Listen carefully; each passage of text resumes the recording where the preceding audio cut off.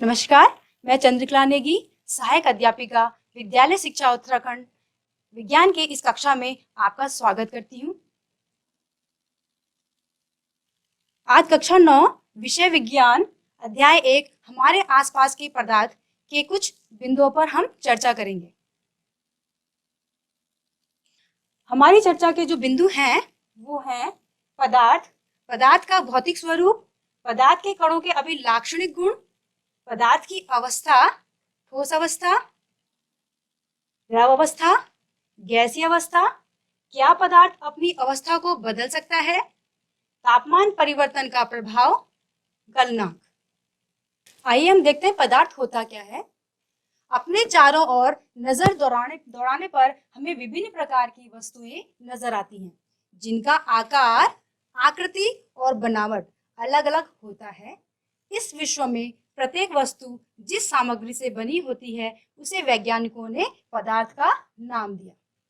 जिस हवा में हम श्वास लेते हैं, जो भोजन हम खाते हैं, पत्थर, बादल, तारे, पौधे एवं पशु, यहाँ तक कि पानी की एक बूंद या रेत का एक कण, ये सभी क्या है? पदार्थ हैं।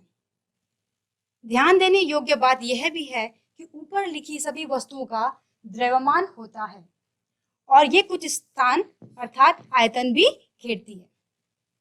तो देखिए, यदि हम अपने चारों ओर निगाह डालें तो हम विभिन्न आकारों, मापों और बनावटों की बड़ी संख्या में वस्तुओं को देख सकते हैं। इनमें से अनेक वस्तुओं का हम अपने दैनिक जीवन में उपयोग करते हैं।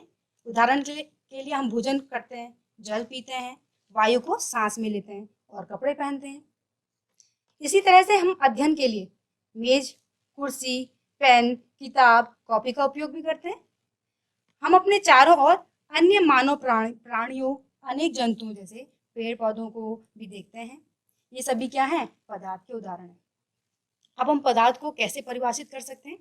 देखिए, हम कह सकते हैं कि कोई भी वस्तु जो स्थान घेरती है और जिसमें द्रव्यमान होता है वो क्या कहलाता है? पदार्थ कहलाता है। आइए अपने आसपास के कुछ पदार्थों को देख लेते हैं, जैसे वायु तथा जल, हाइड्रोजन गैस, ऑक्सीजन गैस, चीनी, बालू, सोना, चांदी, तांबा, कोयला, लोहा, लकड़ी, बर्फ, दूध, तेल, शहद, पेट्रोलियम। अपने आसपास हम पत्थर भी देखते हैं, खनिज लवण, ये सभी क्या है? विभिन्न प्रकार के पदार्थ हैं। क्योंकि क्या है? इनका कुछ ना कुछ क्या होता है? आयतन होता है और द्रव्यमान होता है। तो पदार्थ को हम डिफाइन कर सकते हैं कि वह वस्तु जो स्थान घेरती है और जिसमें द्रव्यमान होता है, पदार्थ कहलाता है। अब हम जब पदार्थ की बात करते हैं तो पदार्थ को अनेकों तरीकों से उसको वर्गीकृत किया जा सकता है। जैसे प्राचीन भारतीय दार्शनिक थे, उन्होंने बताया कि जो सभी पदार्थ हैं, सजीव या निर्जीव, वो क्या है? 5 आधारभूत तत्वों, जिसे पंच तत्व भी कहते हैं, जैसे वायु, पृथ्वी, अग्नि, आकाश और जल से बने थे। लेकिन आधुनिक विज्ञान के अनुसार जो पदार्थ है उसको 2 भागों में या 2 वर्गों में बांटा गया है। पहला है भौतिक गुणों के आधार पर और दूसरा है रासायनिक प्रकृति के आधार पर। देखिए, भौतिक गुणों के आधार पर इसमें पदार्थ का ये देखा जाता है कि ये ठोस है कि द्रव है कि गैस है, उसका भौतिक स्वरूप क्या है। रासायनिक प्रकृति के आधार पर हम क्या देखते हैं कि पदार्थ तत्व है कि यौगिक है कि मिश्रण के रूप में। इस प्रकार से पदार्थ को 2 भागों में वर्गीकृत किया जाता है, भौतिक गुणों के आधार पर और रासायनिक गुणों के आधार पर। आइए, तो हमारे इस पाठ में पदार्थ का भौतिक स्वरूप के बारे में बताया गया है, उसके बारे में हम स्टडी करेंगे। तो पदार्थ के भौतिक स्वरूप के अनुसार पदार्थ कणों से मिलकर बना होता है। जो पदार्थ है वो क्या है? बहुत सारे कणों से मिलकर बना होता है।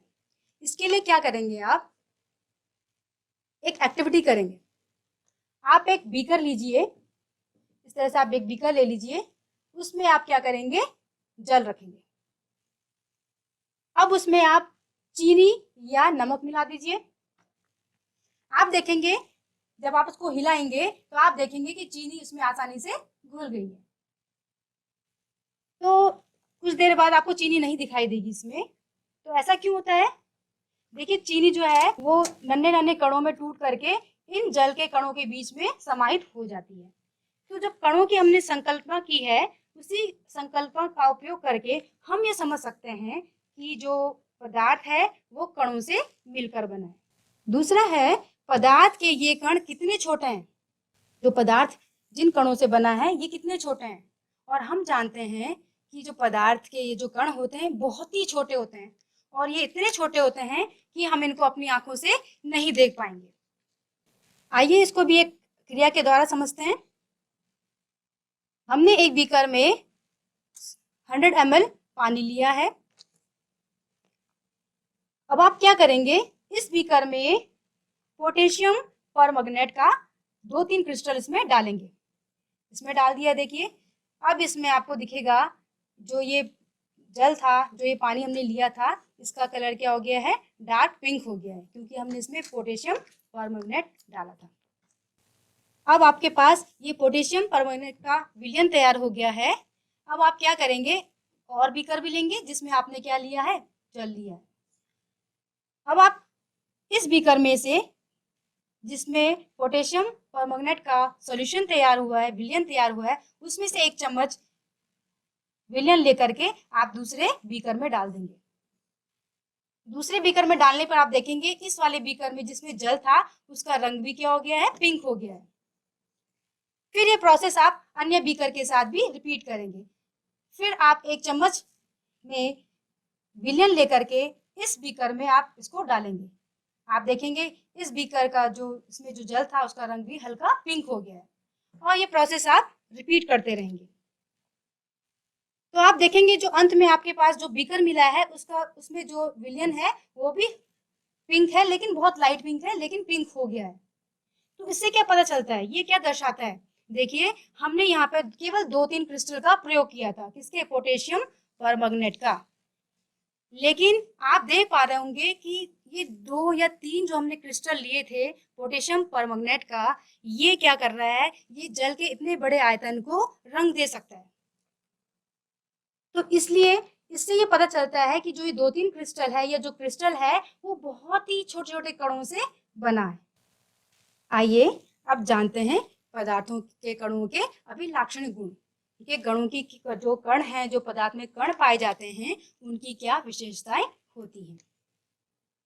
देखिए पहला है पदार्थ के कणों के बीच रिक्त स्थान होता है। जो पदार्थ के कण हैं उनके बीच में रिक्त स्थान होता है। ये पदार्थ है और उसके ये कण हैं, उनके बीच में आपको ये क्या है, रिक्त स्थान दिखाई दे रहा है। तो इसको हम कैसे एक एक्टिविटी के द्वारा जानने की कोशिश करते हैं। इसके लिए हम एक बर्तन में या एक बीकर में जल लेंगे और उसमें नमक या चीनी मिलाएंगे। तो आप पहले आप इस बीकर में जब जल ले रहे हैं तो उसको नोट कर लीजिए। सपोज ये हम 100 ml हमने इसमें जल लिया है। जब हम इसमें चीनी मिलाएंगे तो हमारे दिमाग में एक बात आएगी, चीनी मिलाने पर इस बीकर में जो जल है उसका लेवल बढ़ जाना चाहिए, 100 ml से ऊपर हो जाना चाहिए। लेकिन ऐसा नहीं होता है। तो ऐसा क्यों नहीं होता है, देखिए होता क्या है, जब हमने इसमें चीनी मिलाई तो जो चीनी के जो क्रिस्टल हैं वो क्या है, बारीक बारीक कण में क्या है, पृथक हो जाते हैं। और ये चीनी के कण जल के कणों के साथ ये भी रिक्त स्थानों में चले जाते हैं। और इसी कारण से जो विलयन हमारा तैयार होता है उसका आयतन में कोई परिवर्तन नहीं होता है। तो ये एक्टिविटी हमें दर्शाती है कि पदार्थ के कणों के बीच क्या होता है, रिक्त स्थान होता है। पदार्थ के कण की जो दूसरी विशेषता है, पदार्थ के कण निरंतर गतिशील होते हैं। जो कण है वो क्या है, निरंतर मूवमेंट चलती रहती है उनमें। जो पदार्थ के कण है उनमें मूवमेंट चलती रहती है, गति करते रहते हैं। तो इसके लिए क्रियाकलाप है, अपनी कक्षा के किसी कोने में एक बुझी हुई अगरबत्ती रख दें। इसकी सुगंध लेने के लिए आपको इसके कितने समीप जाना पड़ता है। अब अगरबत्ती जला दें। क्या होता है, क्या दूर से ही इसकी सुगंध आपको मिलती है। देखिए इस प्रयोग में हमें क्या करना है, आपने कमरे के कोने में एक अगरबत्ती जला देनी है जैसे आपको दिखाई दे रहा है अगरबत्ती जल रही है, उसकी सुगंध क्या है, शीघ्र ही संपूर्ण कमरे में फैल जाती है। क्या होता होगा, देखिए अगरबत्ती के जलने से उत्पन्न गैसों के कण, जो इसके गैस में जो कण उत्पन्न हो रहे हैं वो क्या है, सभी दिशाओं में फैल जाते हैं, तीव्रता से गति करते हैं और कमरे में उपस्थित वायु के कणों के साथ मिल जाते हैं और शीघ्रता से कमरे के प्रत्येक भाग में पहुंच जाते हैं और दूर तक हम इसकी सुगंध का अनुभव ले सकते हैं।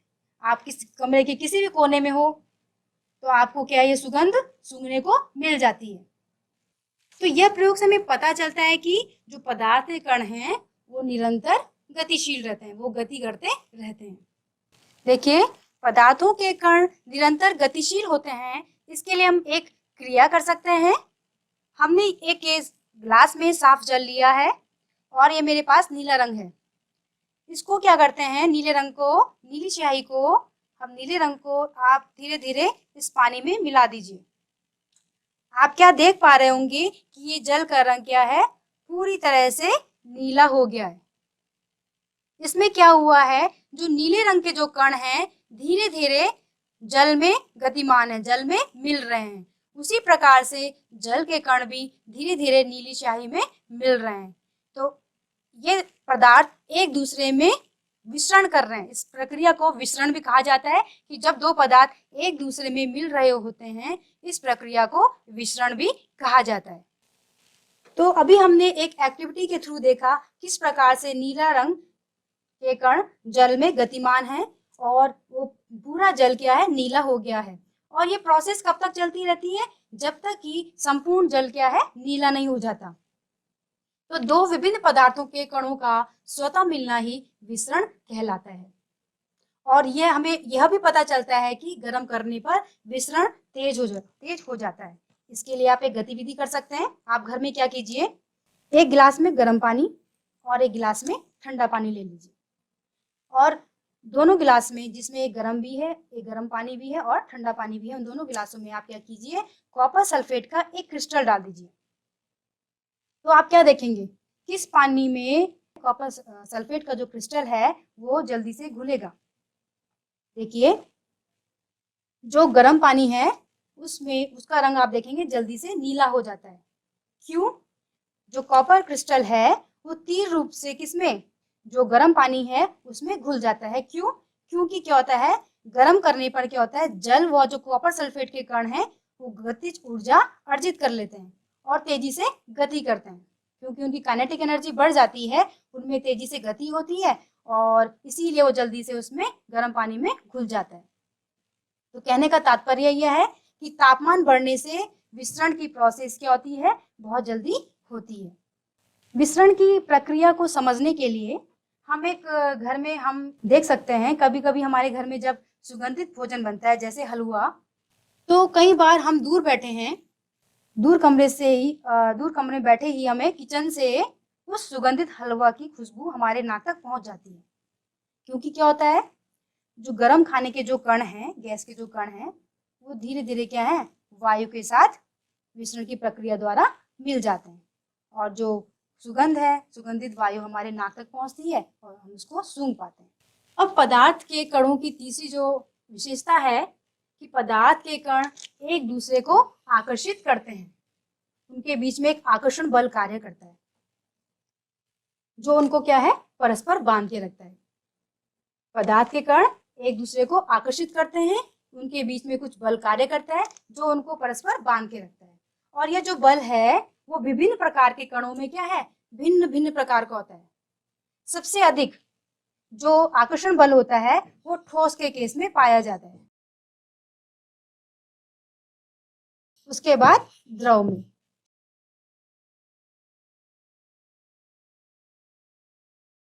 और उसके बाद गैस में। तो पदार्थ कणों के बीच में जो आकर्षण बल है वो सबसे कम गैस के बीच में पाया जाता है और सबसे अधिक ठोस के कणों के बीच में पाया जाता है। चलिए हम एक क्लास में एक एक्टिविटी करते हैं, 4 ग्रुप बना लेते हैं। 5-5 बच्चों के 4 ग्रुप बना लीजिए। एक ग्रुप या एक समूह ऐसा बनाइए जिसमें आप सब ने क्या किया है, एक दूसरे को पीछे से पकड़, कमर से पकड़ के एक दूसरे को पकड़ के रखा हुआ है। दूसरा समूह वो क्या करेगा, वो एक दूसरे का हाथ पकड़कर मानव श्रृंखला बना लेगा। तीसरा समूह क्या करेगा, वो केवल उंगली के सिरे को छू करके एक श्रृंखला बना लेगा।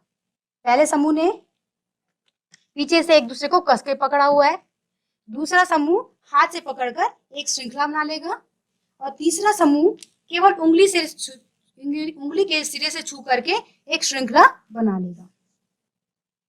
अब चौथा समूह क्या करेगा, इन सब समूह को तोड़ने का प्रयास करेगा। तो आप बताइए किस समूह को तोड़ना ज्यादा आसान होगा और क्यों?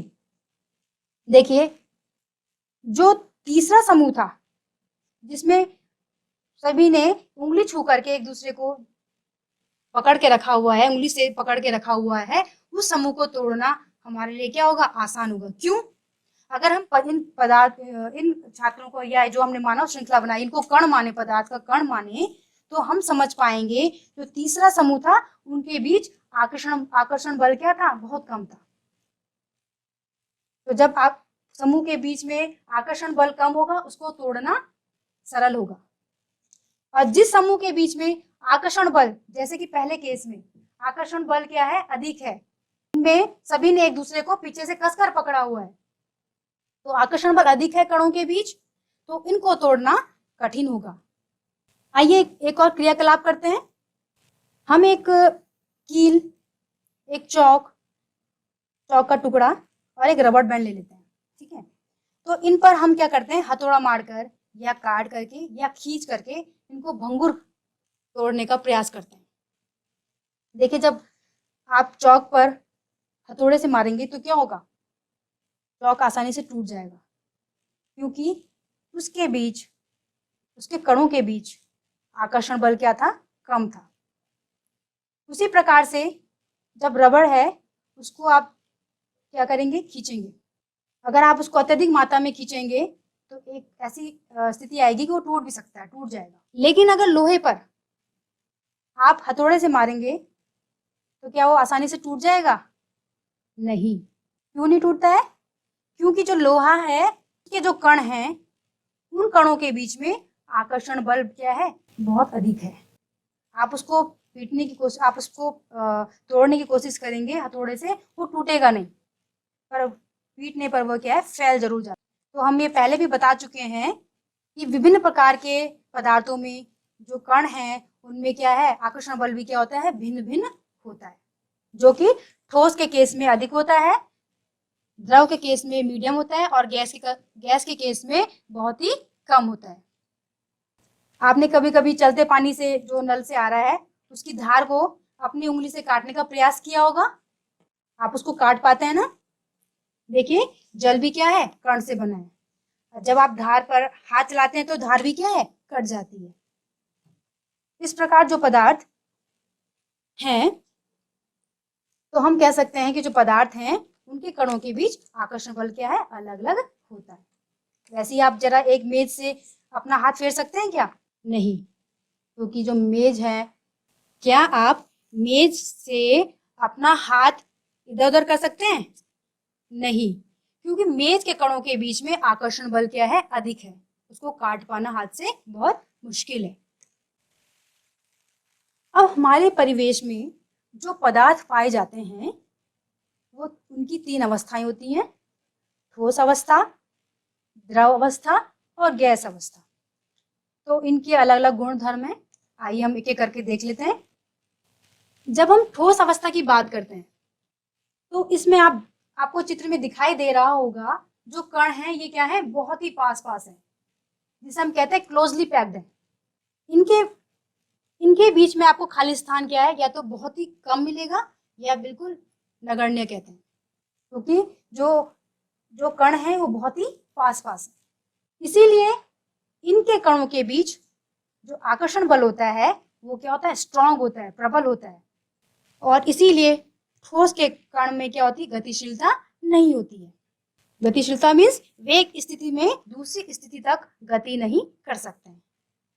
हाँ, जब ठोस को हम गर्म करते हैं तो उनके क्या है, उनमें थोड़ी सी उनके कणों में क्या कंपन होती है, लेकिन मूवमेंट नहीं होती है। अब हम आकार की जब बात करते हैं तो ठोस का एक निश्चित आकार होता है, क्योंकि इसके कण जैसे हैं वैसे ही रहेंगे, उनमें कोई गति नहीं होती है। तो ठोस जो है उनका क्या आकार क्या होता है, निश्चित होता है। स्पष्ट सीमाएं तथा स्थिर आयतन। देखिए ठोस का एक निश्चित आयतन होता है, क्योंकि उनके कणों के बीच रिक्त स्थान क्या है, सुनिश्चित होता है। जितना स्थान आज एक मेज घेरेगा उतना ही स्थान वो कल घेरेगा। एक निश्चित आयतन होता है ठोस का। और ठोस को हम अधिक दबाया नहीं जा सकता। आप मेज को दबाने की कोशिश करें, मेज दबेगा नहीं, उनको दबाना मुश्किल होता है, क्योंकि उनके कणों के बीच कोई रिक्त स्थान नहीं होता है। तो ठोस के कण पहले से ही क्या होते हैं, पास पास होते हैं, इसलिए उनकी संपीड़ितता क्या होती है, नगण्य होती है। उनको हम प्रेस नहीं कर सकते, कंप्रेस नहीं कर सकते, जैसे कि गैस के केस में होता है। जो ठोस का घनत्व है वो भी क्या होता है, उच्च होता है, क्योंकि उसके कण क्या है, परस्पर क्या होते हैं, अत्यंत पास पास होते हैं। ठोस दृढ़ होते हैं, कठोर होते हैं, और ये बहते नहीं है। देखिए अभी हमने ठोस के कुछ गुणों के बारे में जाना। अब हम इन प्रश्नों पे विचार करते हैं। पहला प्रश्न है, रबर बैंड को क्या माना जाएगा? क्या खींचकर इसका आकार बदला जा सकता है? क्या ये ठोस है? देखिए जब आप रबर बैंड को खींचते हैं तो इसका आकार बदल जाता है, लेकिन अभी हमने ठोस के बारे में पढ़ा कि ठोस का आकार बदलता नहीं है, इनका आकार निश्चित होता है। तो किस प्रकार से हम रबर बैंड को ये कहेंगे कि ये ठोस है? देखिए रबर बैंड को ठोस माना जाता है क्योंकि इसके कण, जो रबर बैंड के जो कण हैं वो अपना स्थान नहीं बदल रहे हैं। जो कण जहां है वो वहीं रहेगा। केवल खींचने से क्या हो रहा है, ये अपना आकार परिवर्तित कर रहा है, कणों की स्थिति वहीं पर है। और जैसे ही आप क्या करेंगे, खींचेंगे, उसका आकार बदलेगा, लेकिन जैसे आप बल हटा लेंगे तो रबर क्या है, रबर बैंड क्या है, अपना आकार फिर से प्राप्त कर लेगा। और अगर हम ज्यादा बल से खींचेंगे तो आपको पता है ये क्या है, टूट जाएगा। इसलिए रबर बैंड को क्या माना जाता है, ठोस माना जाता है। तो दूसरा प्रश्न है, विभिन्न आकार के बर्तनों में रखने पर चीनी और नमक उन्हीं बर्तनों के आकार ले लेते हैं, क्या ये ठोस है? अभी हमने पढ़ा कि ठोस का आकार क्या होता है, निश्चित होता है, लेकिन जब आप बर्तन में चीनी या नमक को रखते हैं तो जो चीनी और नमक है वो बर्तन का आकार ले लेते हैं। तो अब हम कैसे कह सकते हैं कि ये ठोस है? जब हम क्या करते हैं, नमक या चीनी को बर्तन में लेते हैं तो बर्तन का वो आकार ले लेते हैं, उनकी आकृति बदल जाती है। तो क्योंकि क्या होता है, जो नमक है ना, नमक का एक क्रिस्टल, जो नमक भी क्या है, सूक्ष्म क्रिस्टल से बना होता है। तो जो नमक का क्रिस्टल है उसका आकार नहीं बदलता, उसका आकार क्या है, निश्चित ही रहता है, चाहे हम उसे क्या है, किसी भी बर्तन में डालें। जो नमक है वो छोटे छोटे क्रिस्टल से बना है, उन क्रिस्टल्स का आकार नहीं बदलता है। ठीक है, तो इसीलिए नमक और चीनी को क्या कहा गया है, ठोस कहा गया है। अब तीसरा प्रश्न है, स्पंज क्या है? यह ठोस है लेकिन फिर भी इसका संपीड़न संभव है, क्यों? स्पंज आपने देखा होगा, उसमें छेद छेद से होते हैं, उसको आप क्या कर सकते हैं, प्रेस कर सकते हैं, दबा सकते हैं। और हम ये जानते हैं कि ठोस को हम प्रेस नहीं कर सकते, संपीड़ित नहीं कर सकते, लेकिन इस केस में क्या हो रहा है, स्पंज को हम प्रेस कर पा रहे हैं। देखिए क्या होता है, जो स्पंज है उसमें छोटे छोटे छिद्र होते हैं, छेद होते हैं, जिसमें क्या भरी होती है, वायु भरी होती है। और जब हम क्या करते हैं, स्पंज को दबाते हैं तो उसके छिद्रों से, उस छेदों से क्या है, वायु निकल जाती है, और उसको हम क्या कर सकते हैं, संपीड़न कर सकते हैं, उसको हम कंप्रेस कर सकते हैं, उसको हम प्रेस कर सकते हैं। इसीलिए स्पंज क्या है, ठोस है। अब हम पदार्थ की दूसरी अवस्था जो कि द्रव अवस्था है उसके गुणों के बारे में देखेंगे। आपको चित्र में दिखाई दे रहा होगा कि जो द्रव अवस्था है उसमें जो कण है थोड़ी दूर दूर है। देख लीजिए कण क्या है, दूर दूर है, एक दूसरे से दूर दूर है, ठोस के कणों की अपेक्षा। और उनके कणों के बीच में क्या है, रिक्त स्थान भी है। इसीलिए इन कणों के बीच जो आकर्षण बल क्या है, ठोस के कणों के जो बीच जो आकर्षण बल होता है उससे कम होता है। जो द्रव के कण है ये एक स्थान से दूसरे स्थान में गति होती रहती है, क्योंकि जगह है तो ये मूवमेंट कर सकते हैं, जो इनमें गति चलती रहती है, इसलिए इनकी गतिज ऊर्जा भी क्या होती है, ज्यादा होती है। जब हम आकार की बात करते हैं, जो द्रव है उनका आकार निश्चित नहीं होता है, यानी कि उनका आकार अनिश्चित होता है, क्योंकि क्या होता है, उनके कणों के बीच क्या है, दूरी है। जब दूरी होगी तो आकर्षण बल भी क्या होगा, कम होता है, इसीलिए उनका आकार क्या है, निश्चित नहीं है। वो द्रव को हम जिस बर्तन में डालेंगे वो उसी का आकार या आकृति ग्रहण कर लेता है। इसको आप देख सकते हैं घर में। आप एक गिलास पानी लीजिए, तो अभी उस पानी ने किसका आकार लिया है, गिलास का आकार लिया है। अब इस जल को आप एक कटोरी में डाल दीजिए, फिर आप देखेंगे इस जल ने या इस पानी ने कटोरी का आकार ग्रहण कर लिया है। फिर उस जल को आप एक थाली में डाल दीजिए, फिर वो क्या है, थाली का आकार ले लेती है। तो आप देखेंगे जो पानी का जो आकृति है हर बर्तन में क्या है, बदल रही है। इसलिए हम कह सकते हैं कि जो द्रव का आकार क्या है, अनिश्चित। अब हम जब आयतन की बात करते हैं तो द्रव का आयतन क्या होता है, निश्चित होता है। द्रव का आयतन क्या होता है, निश्चित होता है। आपने इस कंटेनर में अगर 100 ml पानी लिया है, इसको आप कटोरी में डालेंगे तो वो 100 ml ही रहेगा। इसीलिए हम कह सकते हैं कि द्रव अवस्था का जो आयतन होता है वो निश्चित होता है। तरल से क्या समझते हैं, देखिए तरल मीन्स बहने वाले, द्रव क्या होते हैं, बहते हैं, इनमें बहाव होता है और इनका आकार क्या है, बदलता रहता है। इसलिए दृढ़ नहीं होकर के क्या होते हैं, तरल होते हैं। ये आसानी से बहते हैं क्योंकि इनके कणों के बीच क्या है, आकर्षण बल क्या है, कमजोर होने के कारण इनके कण एक दूसरे के ऊपर आसानी से फिसलने की क्षमता रखते हैं। इसलिए द्रव में क्या है, बहने की क्षमता होती है, वो तरल होते हैं। द्रव के आप एग्जाम्पल ले सकते हैं, जैसे दूध, पानी, शहद, तेल आदि। अब जो जल है उसको यूनिवर्सल सॉल्वेंट कहा जाता है, सार्वभौमिक विलायक कहा जाता है, क्योंकि बहुत सारी चीजें हैं जो पदार्थ हैं जो कि जल में आसानी से घुल जाती हैं। जैसे हम चीनी को अगर पानी में घोलेंगे तो ये आसानी से मिल जाता है। इस प्रकार अगर हम किसी गैस को जल में डिसॉल्व करने की कोशिश करते हैं तो गैस भी आसानी से उसमें डिसॉल्व हो जाती है, विसरित हो जाती है। आप क्या एग्जाम्पल दे सकते हैं, कहाँ पर गैस जल में घुलनशील होती है, किस केस में देखते हैं, अपने आसपास के वातावरण में देखिए। ये बताइए कि हम ऑक्सीजन कहाँ से लेते हैं, हम ऑक्सीजन वायुमंडल से लेते हैं। लेकिन जो जल में रहने वाले जीव जंतु हैं, पेड़ पौधे हैं, वो ऑक्सीजन कहाँ से लेते होंगे, वो भी जल से ही लेते हैं। होता क्या है, वहां पर जो ऑक्सीजन गैस है, देखिए गैस जल में घुली हुई होती है, जल में क्या है, ऑक्सीजन गैस घुली हुई होती है और वो जलीय जीव और जलीय पौधे उस ऑक्सीजन को प्राप्त करते हैं।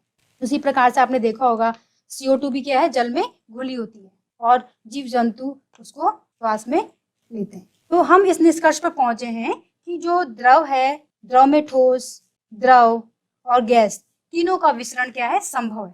ठोसों की अपेक्षा क्या होता है, द्रव में विसरण दर क्या होती है, अधिक होती है।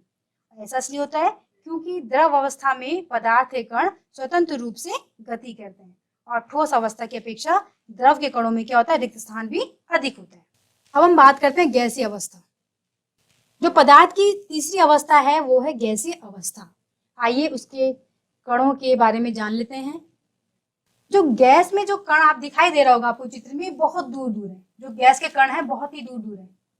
तो इनके बीच में क्या है, खाली स्थान भी बहुत होता है। और जब इनके बीच में, क्योंकि ये कण बहुत दूर दूर है, तो इनके बीच में क्या होगा, कणों के बीच में आकर्षण बल भी क्या होगा, बहुत कम होगा, या नगण्य जिसे हम कह सकते हैं। इसलिए जो गैस कण है किसी भी दशा में गति करने के लिए स्वतंत्र होते हैं, वो कहीं भी मूवमेंट कर सकते हैं।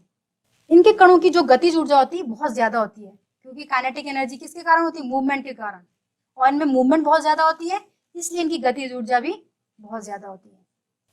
तो जब हम आकार की बात करते हैं तो हम कह सकते हैं कि जो गैस है उनका आकार निश्चित नहीं होता है, यानी कि उनका आकार अनिश्चित होता है। जो कणों का जो स्थान है वो भी क्या है, निश्चित नहीं है।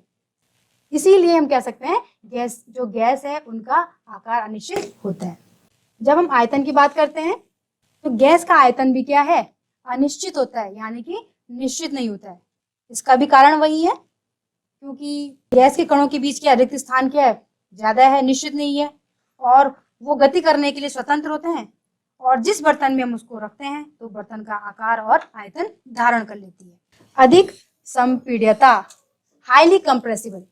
देखिए जो गैस है उसको आप प्रेस कर सकते हैं, कंप्रेस कर सकते हैं, गैस को आसानी से दबाया जा सकता है, क्योंकि उसके कण क्या हैं, बहुत दूर दूर होते हैं, और उनके बीच में क्या है, रिक्त स्थान भी होता है। तो इसी गुण के कारण आपने देखा होगा जो गैस है वो सिलेंडर में मतलब अधिक अमाउंट की गैस सिलेंडर में भरी जा सकती है। जैसे आपने कभी गुब्बारे वाले पर ध्यान दिया है, जो गैस के एक छोटे सिलेंडर से बहुत सारे गुब्बारे क्या है में हवा भरता रहता है। अब आप ये पता करो कितने सारे गुब्बारे एक ही सिलेंडर से कैसे भरता होगा। देखिए जो एक सिलेंडर है उसमें क्या है, जो बहुत सारी जो गैस है उसको संपीड़ित कंप्रेस करके भरी जाती है। लेकिन क्या होता है, जब गैस को हम सिलेंडर में दबाकर या कंप्रेस करके भरी जाती है तो वो क्या है, द्रव अवस्था में परिवर्तित हो जाती है। जब गैस को हम प्रेशर लगा करके भरते हैं सिलेंडर के अंदर तो सिलेंडर के अंदर वो लिक्विड फॉर्म में चेंज हो जाती है। और जैसे ही हम सिलेंडर का नोजल खोलते हैं गुब्बारे भरने के लिए तो वो गैस में फिर बदल जाती है। यानी जैसे ही दाब कम होगा तो नोजल खोलने पर ये क्या है, जो अंदर सिलेंडर के अंदर जो लिक्विड था वो फिर से गैस में बदल जाती है। और यही कारण है कि क्या है, वो छोटे से सिलेंडर से क्या है बहुत सारे गैस के गुब्बारों को भर लेता है। इसका मतलब क्या है कि जो गैस को हम क्या है, गैस को हम क्या है कंप्रेस करके छोटे से कंटेनर में भी क्या है भर सकते हैं। कैसे? कंप्रेस करके। हम अपने घरों में ईंधन के रूप में एलपीजी सिलेंडर का प्रयोग करते हैं। एलपीजी सिलेंडर का, LPG means liquefied petroleum gas. उसमें भी क्या होता है, उसमें भी अधिक प्रेशर लगा करके, अधिक दाब लगा करके गैस को भर देते हैं।